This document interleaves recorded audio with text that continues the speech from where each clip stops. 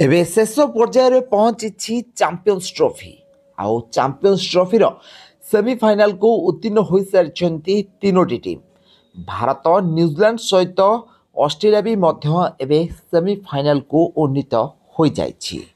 ତାହେଲେ ଭାରତ ର ଏ ଗ୍ରୁପ୍ରେ ଆଉ ଗୋଟିଏ ମ୍ୟାଚ୍ ବାକି ରହିଥିଲା ବେଳେ ବି ଗ୍ରୁପ୍ର ଗୋଟିଏ ମ୍ୟାଚ୍ ଏବେ ବାକି ରହିଛି। ଭାରତ ଓ ନ୍ୟୁଜିଲାଣ୍ଡ ମଧ୍ୟରେ ଆସନ୍ତା ରବିବାର ଦିନ ମ୍ୟାଚ୍ ଖେଳାଯିବ। ଆଉ ଶନିବାର ଦିନ ସାଉଥ ଆଫ୍ରିକା ଓ ଇଂଲଣ୍ଡ ମଧ୍ୟରେ ମ୍ୟାଚ୍ ଖେଳାଯିବ।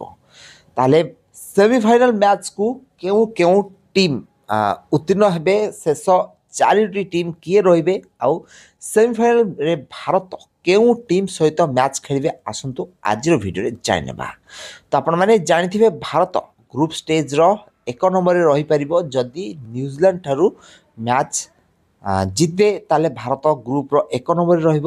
ଅନ୍ୟପକ୍ଷରେ ଯଦି ସାଉଥ ଆଫ୍ରିକା ଇଂଲଣ୍ଡ ଠାରୁ ମ୍ୟାଚ୍ ଜିତେ ତାହେଲେ 1 ନମ୍ବରରେ ହିଁ ରହିବ।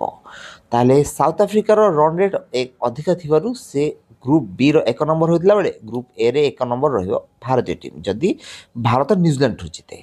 ତ ଯଦି ଭାରତ ନ୍ୟୁଜିଲାଣ୍ଡଠୁ ମ୍ୟାଚ୍ ଜିତିଯାଏ ତାହେଲେ ସେମିଫାଇନାଲରେ ଭାରତ ଅଷ୍ଟ୍ରେଲିଆ ସହିତ ଖେଳୁଥିବାର ନଜର ଆସିବ। ତାହେଲେ ବିଶ୍ୱକପ୍ ବା ICC ଟୁର୍ଣ୍ଣାମେଣ୍ଟରେ ଭାରତକୁ ବହୁତ ଥର ହରେଇଛି ଅଷ୍ଟ୍ରେଲିଆ। ଯଦି ଅଷ୍ଟ୍ରେଲିଆ ଫାଇନାଲ ମ୍ୟାଚ୍କୁ ଯାଉଛି ତାହେଲେ ଭାରତ ଫାଇନାଲ ଜିତିବା ବହୁତ କଷ୍ଟ ହୋଇଯିବ। କିନ୍ତୁ ସେମିଫାଇନାଲରେ ବହୁତ ବାର ଅଷ୍ଟ୍ରେଲିଆକୁ ଭାରତ ଗତ ଦିନମାନଙ୍କରେ ହରେଇଛି। ଯଦି ସେମିଫାଇନାଲ ମ୍ୟାଚ୍ରେ ଭାରତ ଓ ଅଷ୍ଟ୍ରେଲିଆ ମଧ୍ୟରେ ମୁହାଁମୁହିଁ ହୁଅନ୍ତି ତାହେଲେ ଭାରତ ଅଷ୍ଟ୍ରେଲିଆକୁ ହରାଇବାରେ ସଫଳ ହେବ ବୋଲି ପୁରୁଣା ରେକର୍ଡ ଗୁଡ଼ିକୁ ଜଣାପଡ଼ୁଛି। ତ ଭାରତ ନ୍ୟୁଜିଲାଣ୍ଡ ସହିତ ଜିତି 1 ନମ୍ବରରେ ରହିବା ପାଇଁ ଚେଷ୍ଟା କରିବ ନିଶ୍ଚିତ ଭାବରେ। ଅନ୍ୟପକ୍ଷରେ ସାଉଥ ଆଫ୍ରିକା ଇଂଲଣ୍ଡକୁ ହରାଇ ଗ୍ରୁପ୍ ବିର 1 ନମ୍ବରରେ ରହିବାକୁ ଚେଷ୍ଟା କରିବ।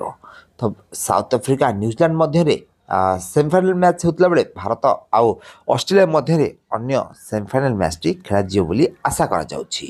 ତ ଆପଣମାନେ ଜାଣିଥିବେ ସେମିଫାଇନାଲ ଓ ଫାଇନାଲ ମ୍ୟାଚ୍ ଯଦି ଭାରତ ଉତ୍ତୀର୍ଣ୍ଣ ହୁଏ ତାହେଲେ ସେହି ମ୍ୟାଚ୍ ଗୁଡ଼ିକ ଦୁବାଇରେ ହେବ। ଏହା ସହିତ ଗତ ଦିନମାନଙ୍କରେ ପାକିସ୍ତାନରେ ବମ୍ ଫୁଟିଛି, ଯାହାକି କ୍ରିକେଟ ଷ୍ଟାଡିୟମ ଠାରୁ ଅଳ୍ପ କିଛି ଦୂରରେ, ଯେଉଁଥିରେ 10ରୁ 15 ଲୋକଙ୍କ ମୃତ୍ୟୁ ହୋଇଛି। ତ ଏହି କାରଣରୁ ଏବେ ଚାମ୍ପିୟନ୍ସ ଟ୍ରଫି ପାକିସ୍ତାନରେ ଖେଳାଯିବା ନେଇ ସନ୍ଦେହ ରହିଛି। ହୁଏତ ଏହାକୁ ଦୁବାଇକୁ ଟ୍ରାନ୍ସଫର କରାଯାଇପାରେ, କିନ୍ତୁ ଆଗାମୀ ଦିନମାନଙ୍କରେ ଖେଳାଯିବାକୁ ଥିବା ଫାଇନାଲ ଆଉ ସେମିଫାଇନାଲ ମ୍ୟାଚ୍ ଗୁଡ଼ିକ ଭାରତ ଦୁବାଇରେ ହିଁ ଖେଳିବ।